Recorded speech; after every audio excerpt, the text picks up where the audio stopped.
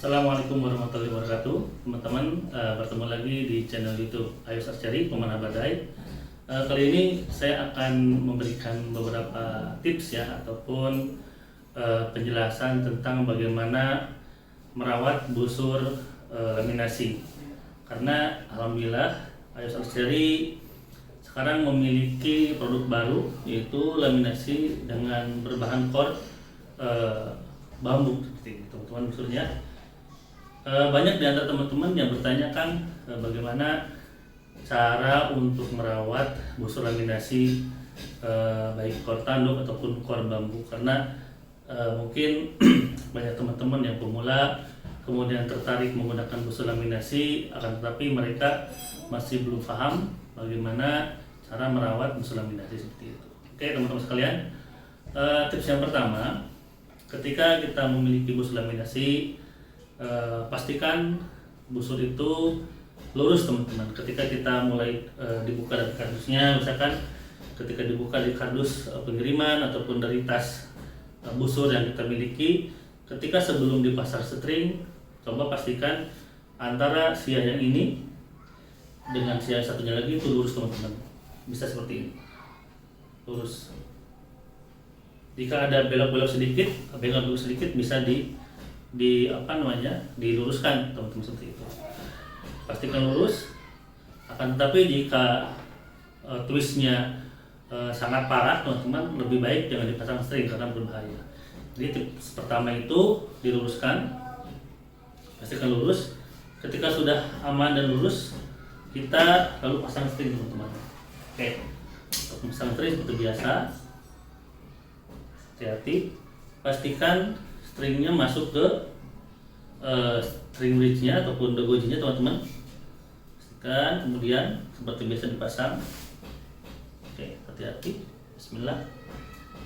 Pastikan. Nah teman-teman. Oke, ini. Nah setelah terpasang string, jangan langsung main tembak teman-teman. Jangan langsung main tarik string, ambil anak panah, kemudian digunakan. Jangan seperti itu. Tapi dipastikan lurus lagi teman-teman. Oke, ininya lurus, balikan, lurus teman-teman. Oke, kemudian dibalikin teman-teman. Pastikan antara dogoji ini dengan dogoji yang sebelah sana itu lurus teman-teman, stringnya. Oke, alhamdulillah ini sudah cukup lurus. Kemudian kita lakukan peregangan busur, mungkin sekitar 1 menit teman-teman. Tarik pelan-pelan dengan memperhatikan posisi string apakah kembali ke string bridge apa enggak. Ketika kita tarik dan tarik pelan-pelan. Nah, jangan terlalu panjang teman-teman, segini saja, sedikit saja. Nah, sedikit saja.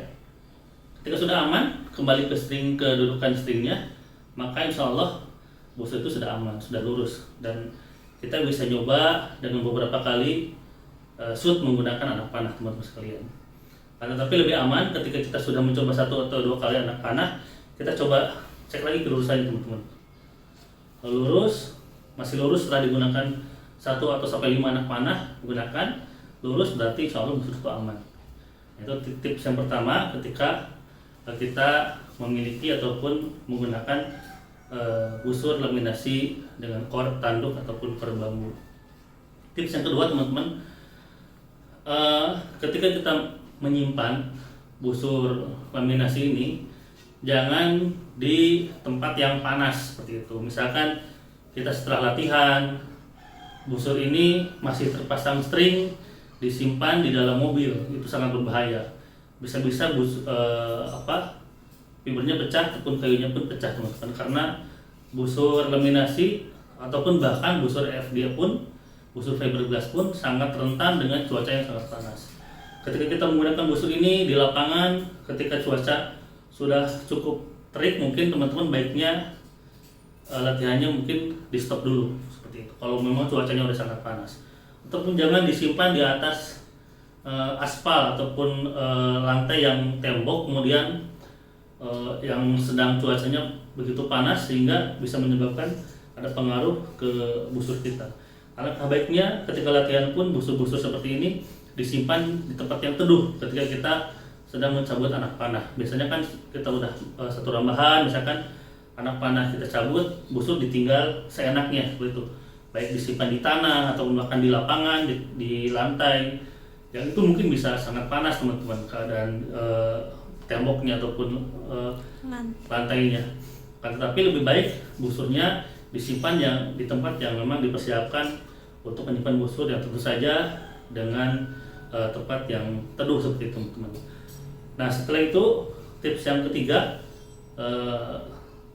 yaitu kita menggunakan arrow yang sesuai dengan busur kita. Misalkan busur ini sekitar 35 lbs. Nah nanti teman-teman bisa menggunakan berat busur yang sesuai dengan busur kita.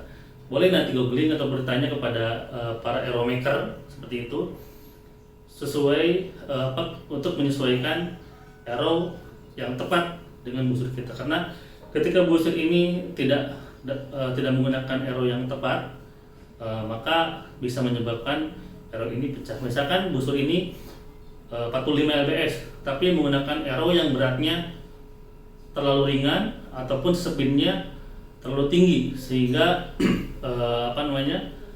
arrow-nya sangat terlalu lentur ataupun arrow-nya terlalu ringan, itu menyebabkan tenaga string itu bisa membentur ke bagian game, sehingga seperti dry fire itu bisa menyebabkan ya busnya rontok seperti itu teman. Ini rontok, semuanya bisa pecah seperti itu karena sama saja dengan semi dry fire. Nah seperti itu. Jadi untuk memilih anak panah pun ketika kita menggunakan busur laminasi itu harus diperhatikan teman-teman. Kemudian teman-teman tadi kita jangan dry fire. Apa yang dimaksud dengan dry fire? Dry fire itu kita menggunakan busur tapi kita tidak menggunakan anak panah, kita tarik lalu string dilepas tanpa menggunakan anak panah. Itu bisa menyebabkan busur bisa pecah teman-teman.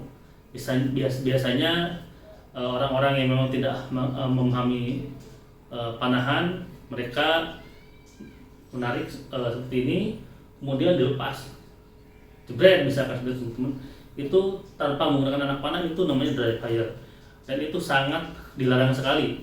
Karena kenapa? Karena bisa menyebabkan busur ini menjadi pecah seperti itu teman-teman.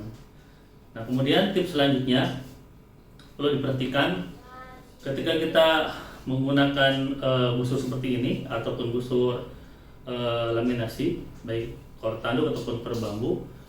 Nah, teman-teman harus memperhatikan tarikan maksimal busur ini.